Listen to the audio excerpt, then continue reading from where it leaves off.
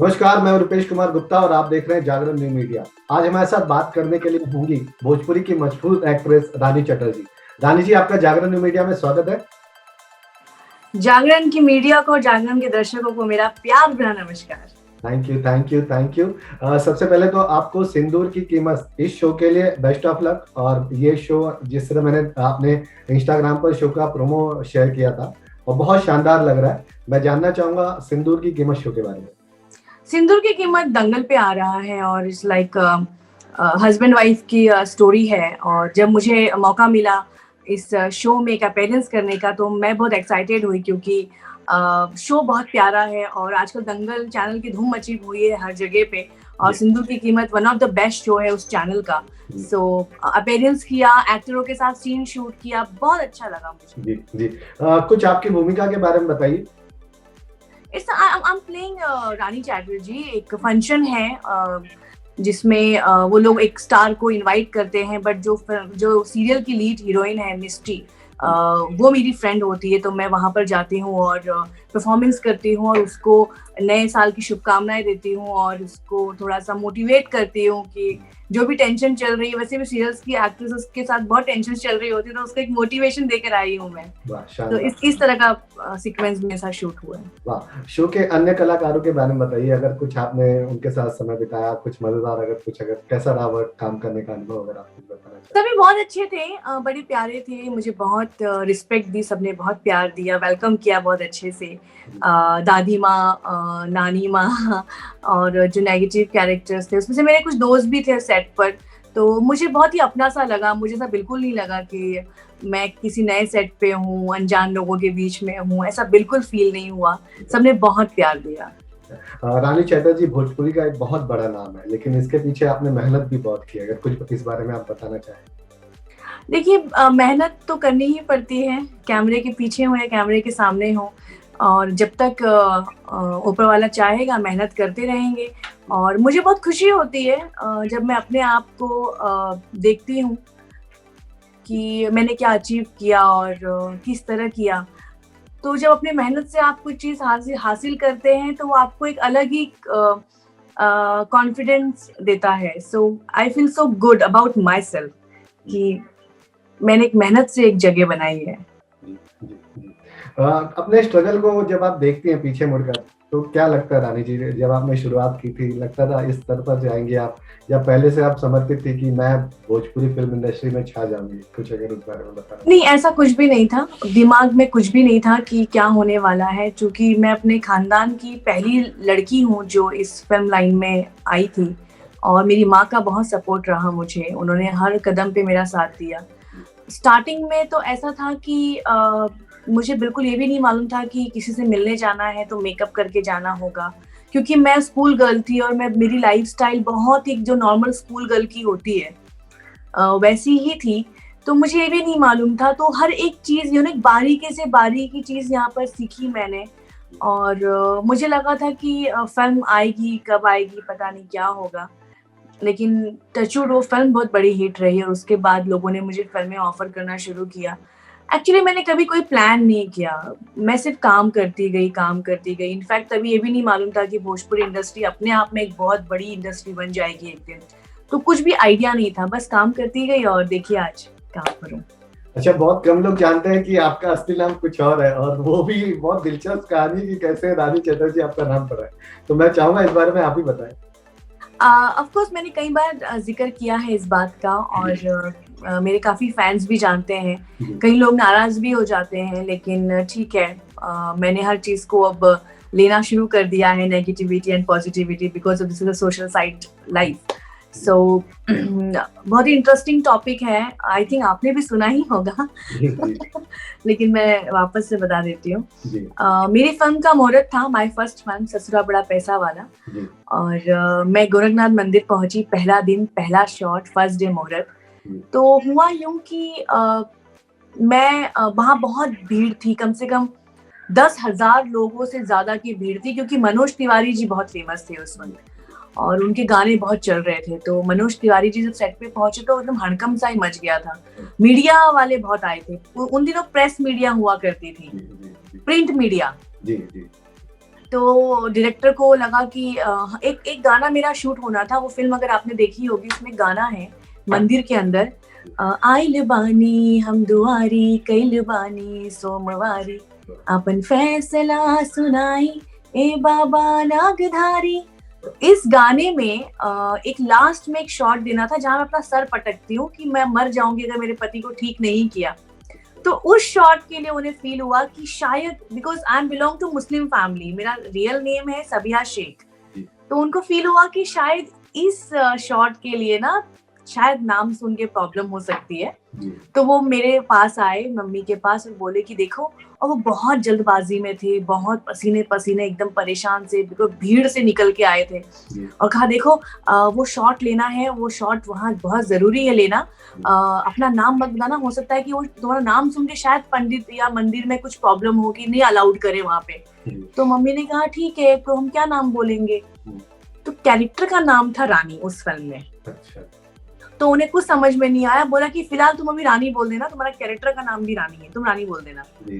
तो अब मैं 10th स्टैंडर्ड में पढ़ने वाली लड़की और इतनी सारी भीड़, अचानक से ऐसे इतनी प्रिंट मीडिया खड़ी है सामने, एंड उन्होंने पूछा आपका नाम, मैंने कहा रानी रानी रानी रानी। वहां तो चलो ठीक हुआ, प्रोड्यूसर को किसी ने शाम को वहीं पकड़ लिया, कोई मीडिया वाले ने, कि हीरो के बारे में तो सब जानते हैं, हीरोइन के बारे में बताइए, कहाँ से है, किधर से है, पहले क्या किया है, क्या नहीं किया है। तो वो भी घबरा से गए कि मंदिर में ही बैठे हैं यार, अब क्या करें। तो उस टाइम में Rani Mukherjee, you know, it's biggest star in Bollywood, तो बोलते ये चैटर्जी है, ये बंगाल से है, ये रानी चैटर्जी है। और मुझे नहीं मालूम था, मुझे आके बोलते हैं कि जाओ आज मंदिर में ना तुम्हारा नामकरण हो गया है, रानी चैटर्जी। तभी लगा अच्छा ठीक है। उसके बाद मैं छपी भी रानी चैटर्जी के नाम से ही, तभी भी लगा कि ठीक है। एक्चुअली किसी को आइडिया नहीं था कि वो फिल्म इतनी बड़ी हिट हो जाएगी।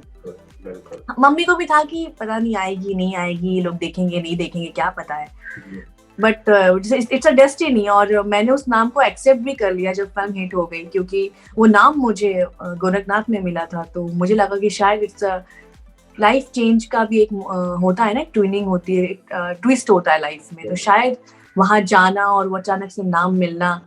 और देखिए उस नाम से मैं आज कहाँ हूँ, आज मैं इकलौती हीरोइन हूँ मेरी इंडस्ट्री की जो 19 साल पूरे करने जा रही है कंटिन्यू। ये बहुत बड़ी उपलब्धि है, और 19 साल तक दर्शकों का मनोरंजन करना, पता नहीं कितने प्रकार की मुश्किलें आई होंगी, क्या क्या झेला होगा, कई प्रकार की चुनौतियां आई होंगी, उन सब से पार करते हुए आज भी रानी चैटर्जी पत्थर की तरह, चट्टान की तरह डटी हुई है। ऑफ कोर्स, और अभी तो मैं ज्यादा मजबूत हो गई। जी। ये आप आपके डांस के बारे में मैं बात करना चाहता हूँ। इतने वायरल वीडियोस होते हैं, मैं देखता हूँ आप इंस्टाग्राम पे डालती हैं, कुछ ही सेकंड, कुछ ही मिनटों में वो वायरल होते हैं। फैंस उस पर कोई फायर दिल की इमोजी कमेंट करता है, कोई फायर की इमोजी कमेंट करता है। फैंस बहुत पसंद करते हैं मेरे रील्स। जब रील्स नहीं आते तो मैं मैसेज करते हैं, मैम आप बीमार तो नहीं है, मैम सब ठीक है आपके साथ। तो कुछ बताइए कैसे, मतलब दर्शकों से, एक तो वर्चुअल सीधा मीडियम बन गया है। मैं सच कहूँ तो मैंने ना ही कभी एक्टिंग क्लास किया है और ना ही मैंने कभी डांस क्लास किया है।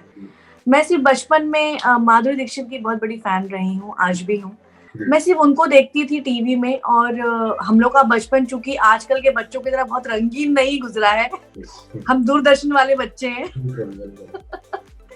तो जब दूरदर्शन पे चित्रहार आता था या तब गाने आते थे, तो गाने देखकर जो थोड़ा बहुत डांस मैं करती थी, और थोड़ा बहुत स्कूल में जो डांस करती थी, बस वही डांस करते करते आज मैंने मतलब लोग मुझे पूछते हैं आपने डांस कहाँ से सीखा, बट वेरी ऑनेस्ट मैंने डांस या एक्टिंग क्लास कभी कहीं कुछ नहीं लिया।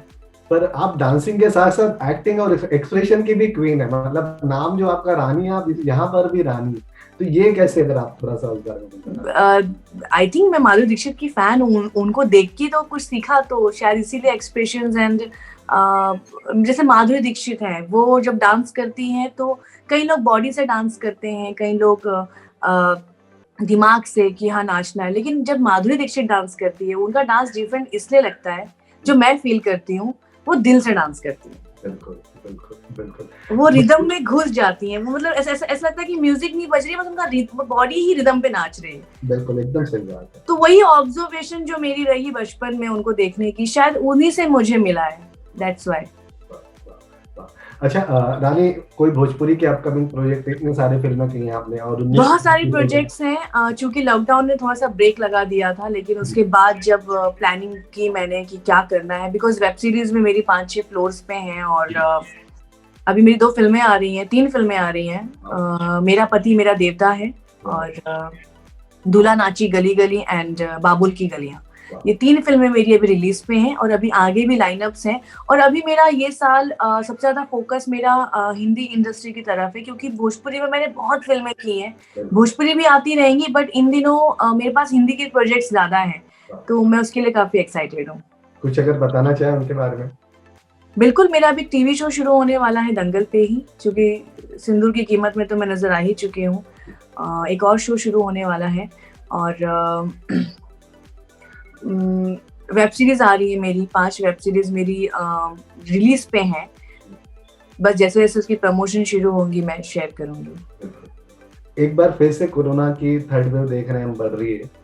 आप किस तरह सावधानी बरत रही हैं? दर्शकों से, आपके फैन से कुछ अगर आप इस बारे में कहना चाहें? उसी तरह देखिए, चूंकि एक्टरों का काम हमेशा 50 लोगों के बीच खड़े होकर करना है, तो काफी ज्यादा प्रोटेक्शन यूज करती हूँ, सैनिटाइजर, मास्क, और बाहर की चीजों को अवॉइड करती हूँ।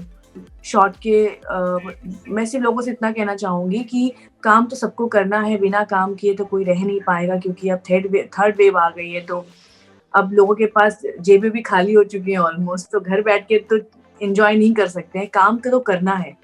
प्लीज आप लोग सेफ रख के काम करिए, ताकि गवर्नमेंट को ये ना फील हो कि बहुत कोरोना बढ़ रहा है और उन्हें लॉकडाउन लगाने का ही नौबत आ जाए। मैं रिक्वेस्ट करूंगी, सैनिटाइजर, मास्क, जितना आप प्रोटेक्ट कर सकते हैं, आप बस इतना समझिएगा कि आप खुद को ही नहीं, आप आपके साथ खड़े 4 लोगों को भी प्रोटेक्ट कर रहे हैं, सो प्लीज बी सेफ।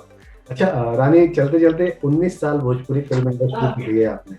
जब पीछे मुड़कर देखती हैं तो मतलब वोट डालने की राइट 18 वर्ष में मिल जाती है। अब तो 19 वर्ष हो गए भोजपुरी फिल्म इंडस्ट्री को।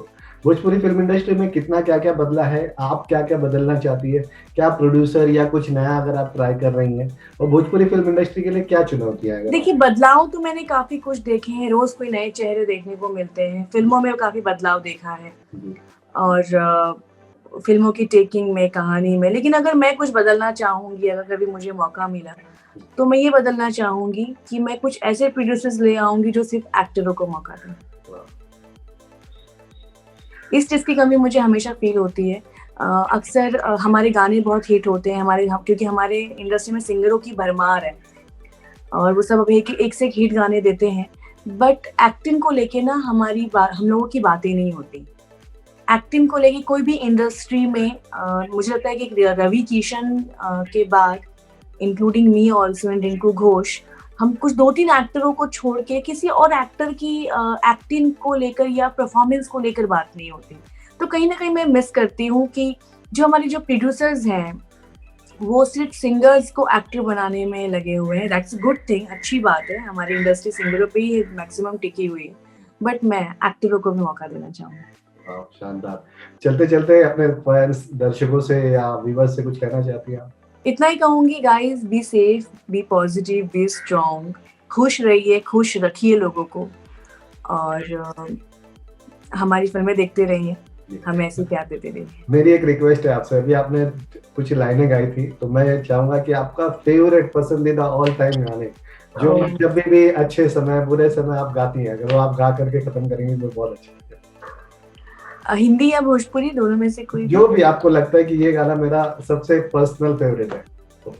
मैं बहुत म्यूजिक लवर हूँ, और मैं जब भी मेरा एक गाना बहुत ही पसंदीदा है, जो मैं लो फील करूँ या फिर मैं बहुत ज़्यादा खुश भी रहूँ, तो एक गाना जो अभी हाल ही में फिल्म आई थी, संजू, कर हर मैदान फतेह, कर हर मैदान फतेह, कर हर मैदान फतेह रे बंदिया, कर मैदान फतेह। This is my most favourite song. हमसे बात करने के लिए बहुत बहुत thank you Rani, and best of luck आपको आगे के लिए। Thank you so much, thank you. Thank you.